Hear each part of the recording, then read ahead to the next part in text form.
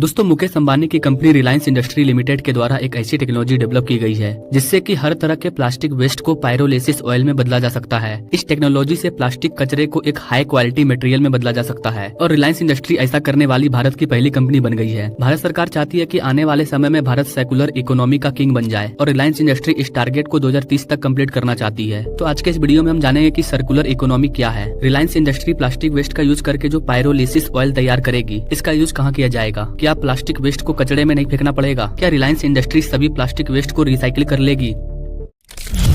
नमस्ते and welcome you all world affair, मैं हूं विकास। दरअसल दोस्तों 29 दिसंबर 2023 को रिलायंस कंपनी ने प्लास्टिक वेस्ट से हाई क्वालिटी ऑयल बनाकर इतिहास रचा है। आज के टाइम में केमिकल रिसाइकलिंग प्रोसेस का इस्तेमाल करके कई तरह के वेस्ट को रिसाइकिल करके उपयोग में लाया जाता है और प्लास्टिक भी इन्हीं में से एक है। एक रिपोर्ट के अकॉर्डिंग 2022 में 17 लाख मीट्रिक टन प्लास्टिक का प्रोडक्शन किया गया था। मतलब अपने प्यारे भारत में हर साल 15 से 17 लाख मीट्रिक टन प्लास्टिक का प्रोडक्शन किया जाता है और ये सभी प्लास्टिक उपयोग में लाने के बाद फेंक दिया जाता है क्योंकि हम इनको रिसाइकलिंग नहीं करते हैं। लेकिन रिलायंस इंडस्ट्री लिमिटेड के अधिकारी का कहना है कि हमें प्लास्टिक को वेस्ट मटेरियल के रूप में नहीं देखना चाहिए, बल्कि हमें इसे एक रिन्यूएबल सोर्स मानना चाहिए क्योंकि प्लास्टिक कभी डिस्ट्रॉय नहीं होता है। एक बार अगर हम प्लास्टिक का यूज कर लिए तो फिर हम दोबारा उसे यूज कर सकते हैं, तो ये हमारे लिए रिन्यूएबल सोर्स है। अब ये डिपेंड हम पर करता है कि हम इसका इस्तेमाल किस तरह से करते हैं। मुकेश अंबानी की रिलायंस इंडस्ट्री का टारगेट है कि 2030 तक ये अपने सभी सस्टेनेबल सोर्स के माध्यम से 1 मिलियन टन प्लास्टिक रिसाइकिल करेंगे। और जैसा कि आपको पता होगा, गुजरात में रिलायंस की जामनगर रिफाइनरी है जो कि दुनिया की सबसे बड़ी रिफाइनरी प्लांट है। जी हाँ दोस्तों, दुनिया की सबसे बड़ी रिफाइनरी प्लांट अपने भारत में मौजूद है जो कि मुकेश अंबानी की कंपनी है। मुकेश अंबानी की इस कंपनी में केमिकल रिसाइकलिंग का यूज करके ISCC+